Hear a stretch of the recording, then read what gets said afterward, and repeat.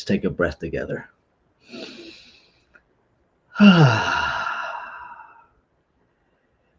Twinkle, twinkle, little star. Did you know that actually has 5 stanzas? I did not. Um, I was awakened at 3 o'clock this morning to find out that Twinkle, Twinkle, Little Star actually started as a poem in the early 1800s, um, and it has 5 stanzas. So we're going to start there. Twinkle, twinkle, little star, how I wonder what you are. Up above the world so high, like a diamond in the sky. When the blazing sun is gone, when nothing shines upon, then you show your little light. Twinkle, twinkle, all the night. Then the traveler in the dark thanks you for your tiny spark. They could not see which way to go if you did not twinkle so. In the dark blue sky you keep, and often through my curtains peep, for you never shut your eye till the sun is in the sky. 'Tis your bright and tiny spark lights the traveler in the dark, though I know not what you are. Twinkle, twinkle, little star. I personally found that profound. That so often we relate to darkness because we're taught to as a negative, as something to be afraid of. And this week, I've done a lot of research in the scientific realm, um, reading about dark energy and about dark matter from a physics perspective. Now, let's be very clear, a physicist I am not. And so, what I take away from all of this science that I read primarily is that I know very little about science. And interestingly enough, everything I read owned that way more is unknown about dark energy and dark matter than is known. And so I started thinking about that as I'm studying all of this stuff from the perspective of a metaphysical approach to dark energy. And the more I read, the more metaphysical dark energy became. Check this out. Dark energy, if we think of it as the counterpart to gravity, and this is the simplest explanation that I came upon, dark energy functions to literally expand the fabric of the universe. That's what we notice that it's doing. Gravity pulls things together and contracts. Dark energy actually expands the universe.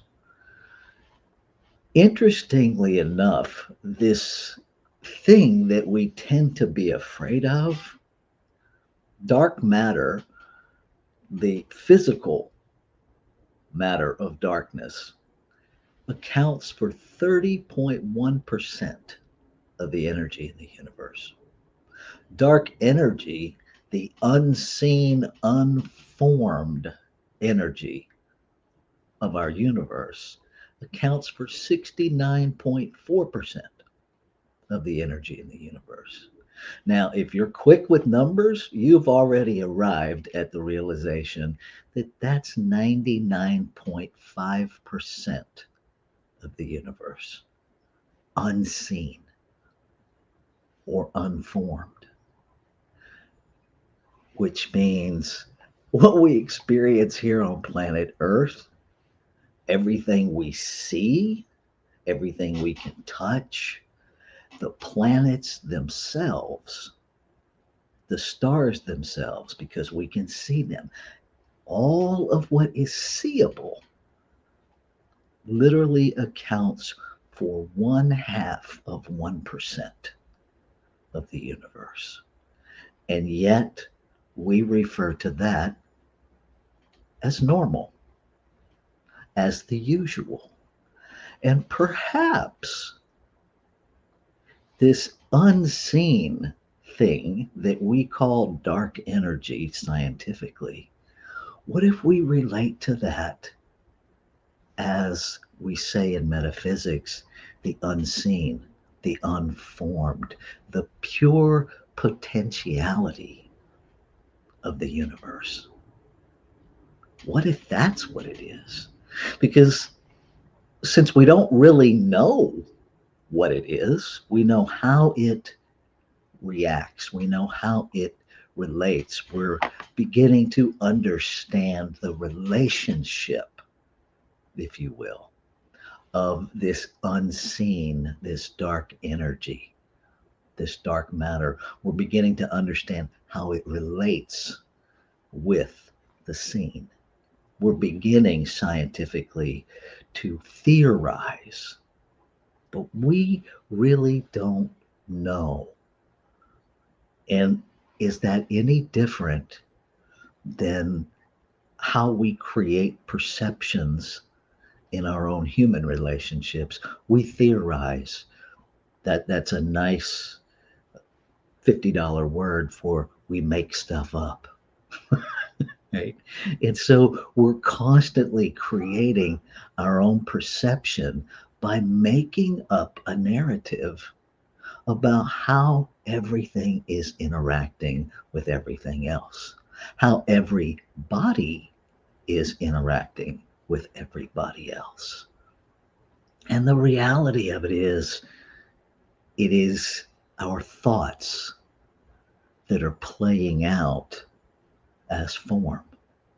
It is that unseen, vast, expanding part of the universe that is where law, the activity of law, the activity of creation, is constantly drawing from to move things into form.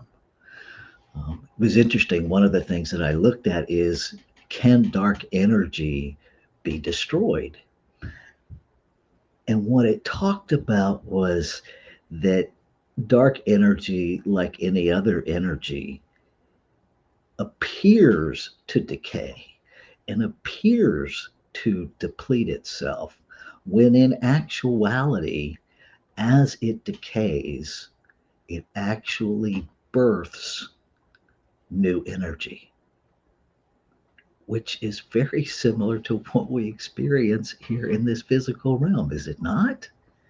Again, we get to play with this idea of the macrocosm and our experience in the microcosm.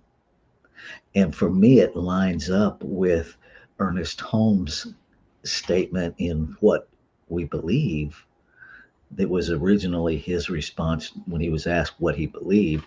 He responded, "This is what I believe." And where he talks about it is never absorbed by its creation.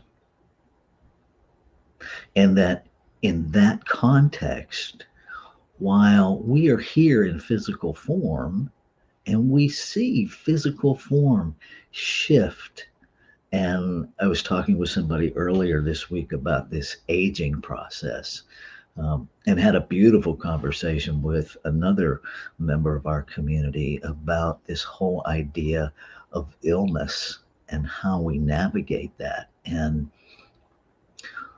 what this person shared with me was so incredible, that in their walk with long-term illness, What they have been given is an awareness of the power of lightness within what they initially perceived as darkness. That they have a gift to share with people who receive unwanted diagnosis that is scary. That because they have walked this path for many years, they have a clarity that I can't tell you what your experience is going to be, but I can share with you what mine has been.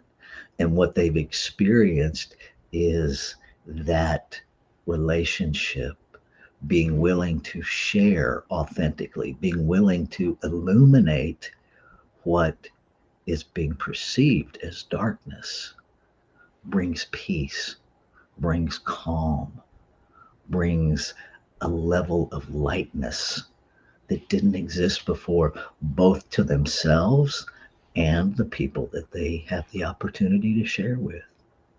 And so I invite us this morning to look at this idea of more than looking at dark and light as separate, to really lean into the interplay, the relationship.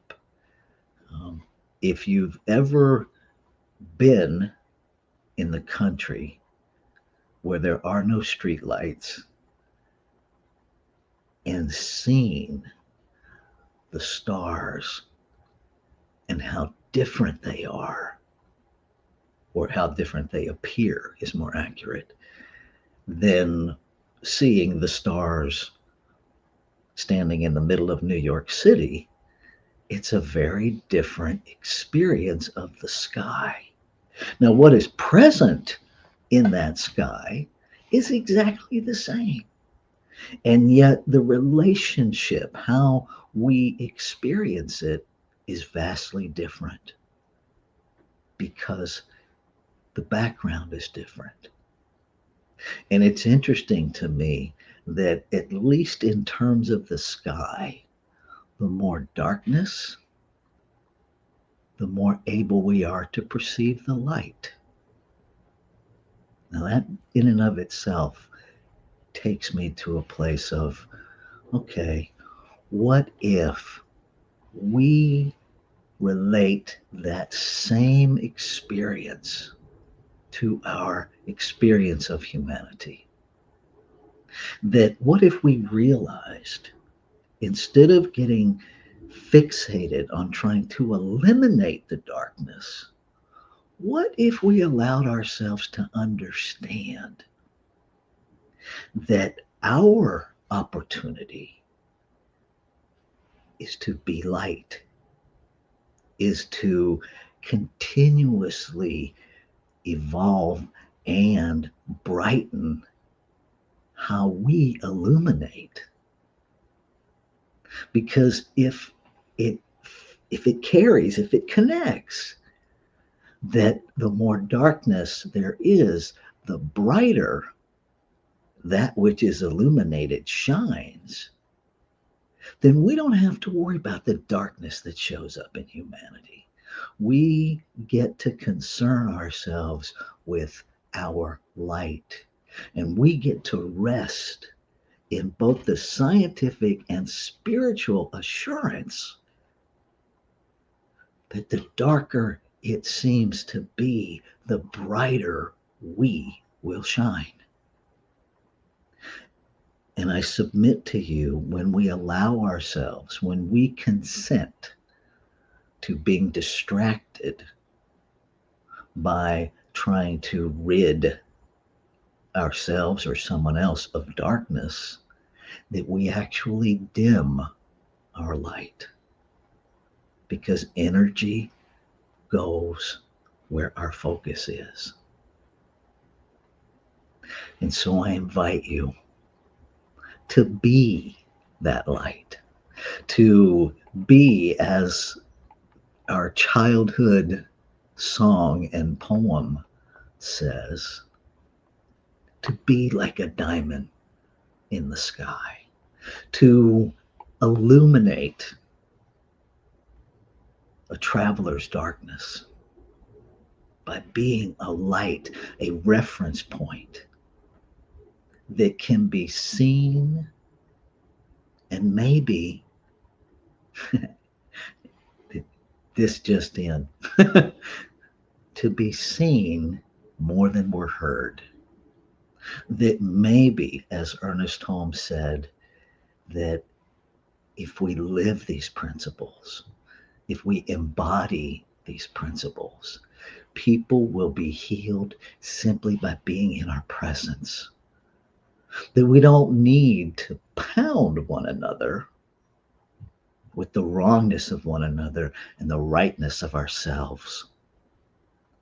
And that just maybe, if we will focus on being the brightest light that we can be, and then collectively we illuminate the darkness, that same thing within each individualized expression recognizes itself, sees itself, is drawn to itself.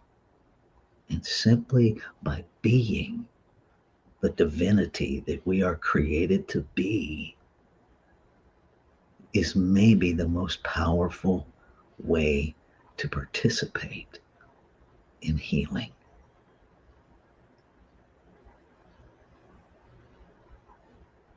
We don't really know what darkness is. We don't know what dark matter is. We theorize. But what we do know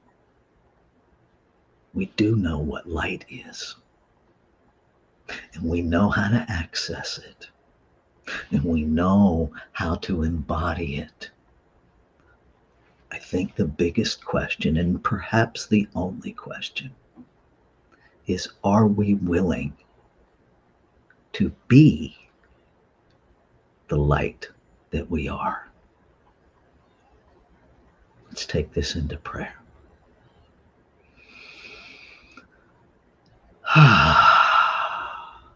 With this breath, I remember, I recognize, I know again the truth of being, that there is one light,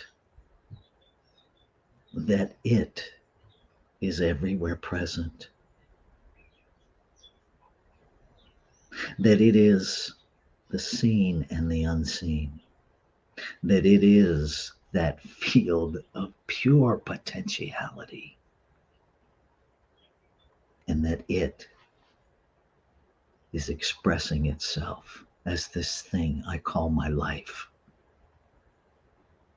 That it has literally formed itself as all of creation to express itself.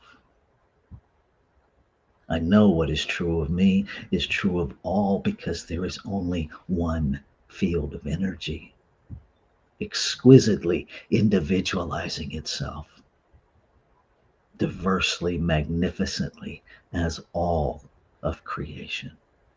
And so all of creation contains this capacity of light. And so I speak my word, claiming and affirming that we choose, that we consciously, intentionally choose to be the brightest light that we came here to be. That our focus is on illuminating the light that is within, knowing that as we illuminate from within, we are seen from without. And we allow divinity itself to guide itself to itself. So grateful to know by resonance, not by words or opinions, but by a vibrational resonance within me, that truth spoken is truth fulfilled. And so I trust that. And in trusting it, I can let go. I can let go and participate from the inner guidance that knows itself, that recognizes itself. And so I allow my human brain to let go, and I allow my spirit to guide me.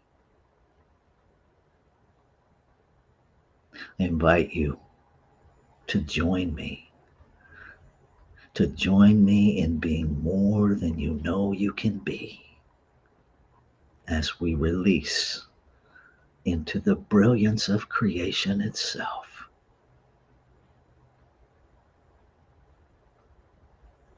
As we say together, and so it is.